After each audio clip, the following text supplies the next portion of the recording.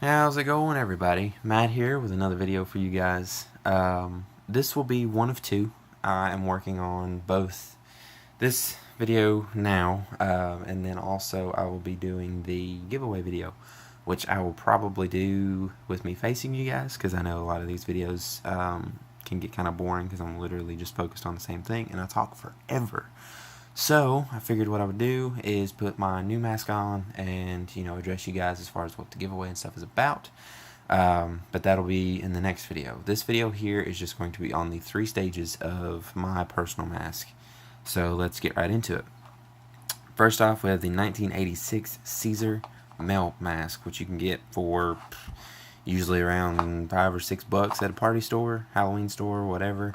And I know on eBay you can find them pretty cheap as long as you get the actual mask and not that goofy looking mask with like the eyebrows and stuff sculpted into the like the face, which I don't understand, but they actually show this picture on the listing anyway. Before I get sidetracked on that, so basically I wanted my own mask. I've wanted one for years, and I wasn't big on sculpting when this mask was made. I really hadn't gotten into it. I had done a little bit, but nothing major.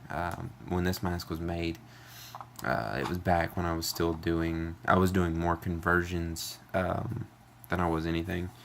So it's just a cheap little 1986 Cesar. I just drew on, Googled black metal face paint. Pretty much any black metal band ever has got, the big blacked out eyes, crazy, crazy mouth, things like that. So I just looked at a couple of those, got some inspiration from, one or two, and then just went to town with a pencil.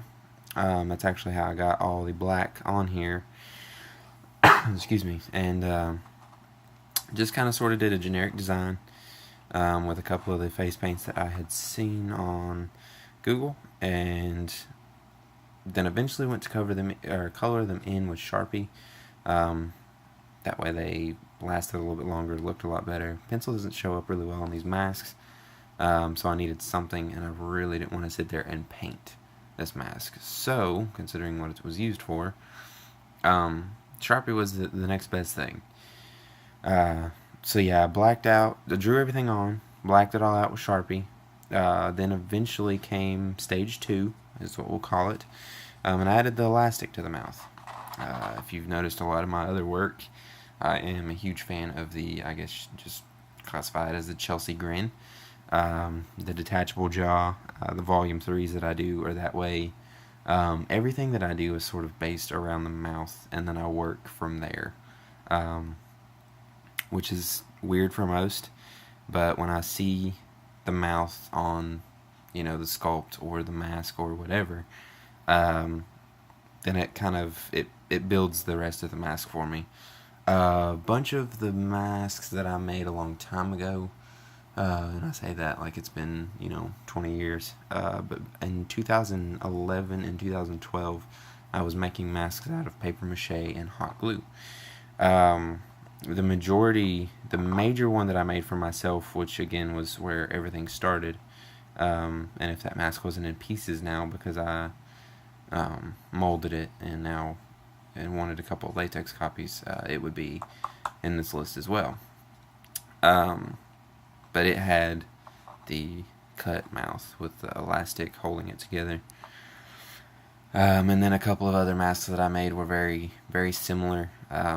I made one that didn't even have a mouth. It was just a top piece that hung down over the mouth. And then I made a couple others with like the grooves that were cut out. So the mouth has kind of been the main focus for me, as far as sculpt wise and design wise. But yeah, so just an 86 penciled out designs, colored in with Sharpie, added the elastic, and then last we added the blood. The blood was added, which it was just paint. It was added probably 2 years ago, I guess. It was one of the last things that I added, which a lot of it's rubbed off now. This mask has been basically abused since it was made about 3.5 years ago. So it just kind of added like a cool effect onto the mask, where the rivets and stuff are, things like that. and it was just something cool, something different, just to kind of add a little bit of a new taste to a mask that I have worn forever.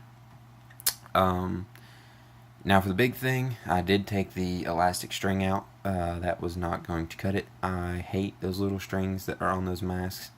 They're very cheap, and between the sweat and the water and the dirt and everything else that my head and hair was creating, the string that was on this mask eventually rotted. It dried up, and I ended up gave it about a week or so, I guess, after I had worn it, and then tried to put it back on, and it pretty much just fell off.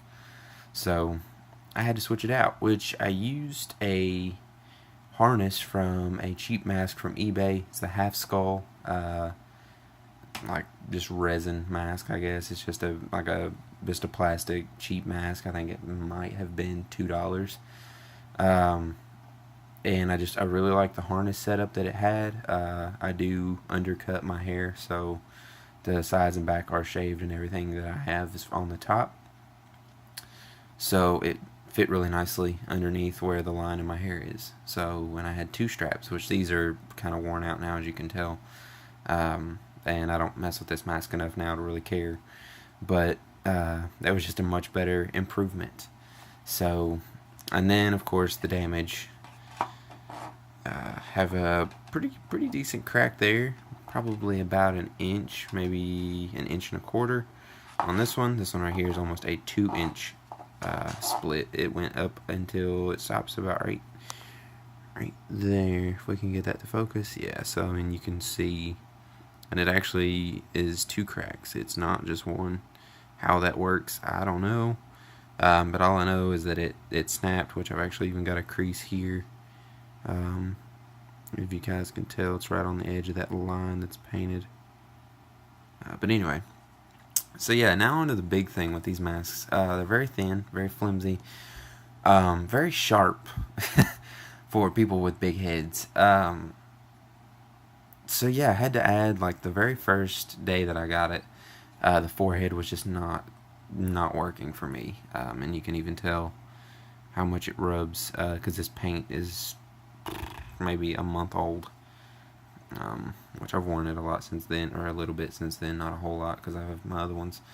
But yeah, the forehead just, oh my gosh, it's like razor blades. I mean, it really is. You wear this mask for a long time, you don't really notice it when you first put it on, and even after like a couple hours you don't notice it, but once you take it off and you have that line in your forehead for about 25 minutes to a half hour, you kind of start to notice. So of course I put electrical tape, nothing fancy, just a couple of strips of electrical tape up top, which helped but wasn't great.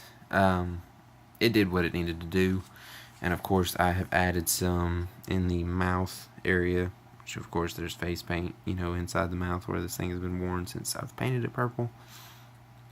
And these strips here were to hold the bottom together. I had used it enough to where it had started breaking, and I was really trying not to get my chin, underneath my chin and stuff, cut up. So I just added some electrical tape on the inside, held them together, did what I needed to do. But yeah, so this mask, it's retired. I don't wear it anymore. I don't really have the need to wear it anymore. With the improvements that I keep doing, there's no need to go back to something like this, especially now that I'm sculpting and stuff a lot more now. So yeah, this was stage 1. So stage 2, the quote-unquote slasher, because I never actually got around to giving this thing a name before I broke the mold. This is one of about 5. I didn't even get to make like a second one for myself like I wanted to. I actually made more orders than I did for myself, and then did something that I knew wasn't going to be a good idea, but did it anyway, and ended up having to trash the mold because of it. So this is just a sculpted latex mask that I used a big armature for, that you see in my Random Mask Monday videos that I put my masks on, that are very, very nice for displaying. And I just sculpted it on there so that way it's just generic. Yeah, generic. It wasn't, it wasn't fitted to anybody's face. There was no need for that at the time, especially since this was my first sculpted one. I was like, you know what? I'm not that cool yet, I guess. So, yeah, this is just generic. It is just latex. There's no additional materials. It's very worn. Painted it very basic whenever I first did it, and then eventually started adding the white face paint, and adding more and more stitching. Because when I first made this mask, I'm pretty sure this was the only side that was stitched. I'm not 100% sure on that, as this mask is months and months old. But yeah, I just kind of kept adding more and more stitching. There's the bottom of it, of course. Wore this mask as much as possible. I brought it with me on a few trips. I've worn it in the majority of my vlogs. I think there's only like 1 or 2 vlogs that I have that I don't have this mask on, or at least pictured. So, I mean, it was every day, and it seemed like it was more and more, constant. And there was even times when I'd just wear it just to wear it. So the face paint was added as sort of a, I'm bored, give me something new kind of thing, especially since I'd broken the mold. But yeah, I mean, you guys can tell the wear and tear on this guy here. It's kind of crazy, actually, the fact that, that I've worn a mask down this much. So yeah, this was stage 2. Now on to stage 3, which I've had quite a few people asking me about since I posted a picture of it the other day on my Instagram. This is the 3rd form of my mask, I guess. Again, with a generic sculpt. I don't have anything that's like incredibly detailed, or like your $200 or $300 mask. I don't need that. I need something that literally just gets me through my videos, gets me through my travels, something that can be, stuffed in a bag, that can be taken out, moved around, beat up, thrown around, that sort of thing, worn constantly, take heat, take sweat, take cold. Basically, I make these things to give myself character, and to also, of course, hide my face. So these, of course, aren't like your special effects sculpts or anything like that. I mean, I'm pretty sure I did this sculpt in a day. Just sort of threw it together. I wanted to kind of keep a couple of the elements from the other masks, which is why this one has like the skull indentation in the entire mask, all the way around. And it's kind of a funny story. This mask is supposed to look like this all the way around. This is the first cast that I pulled, and I did not know how much foam to add to it, because I'm very used to my volume 3 mold, and I even have the cups that I use to mix the materials marked, because I wanted to be 100% on every single one, which is why all of them are cast very, very, very, very similar, thickness wise, softness wise, that sort of thing. But I didn't know when I did this one. So that's why there's a huge gash in the top of this mask, because it filled the whole entire mold up except that one piece.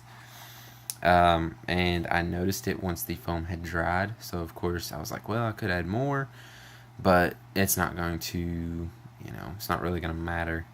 So instead, I just, did what I needed to do, and turn that, mistake, I guess. It's not really a mistake. It's just kind of I don't even know what to call it. But anyway, turn a funny situation into a good situation. I actually had a paint scheme thought up for the first mask, but instead I decided to use the gash for the paint, and just decided to give it a ghostly skull kind of paint up with the blood. I think it looks pretty cool. It's different. There are a lot of inspirational elements from this. I took a little bit of the Volume 3 nose and added it to it. I wanted the big defined eyebrows and things like that, like the shadowed in pieces. That way it all basically fits around my eyes. Of course, the skull indent from the second version. The mouth, of course, like we said. You know, this is kind of a staple for the things that I do. Did the elastic here, got the indentions, things like that. And of course we went with a much better strapping system. I've got the 1-inch elastic band, you know, riveted into this bad boy here, so that way, you know, it'll last me a while.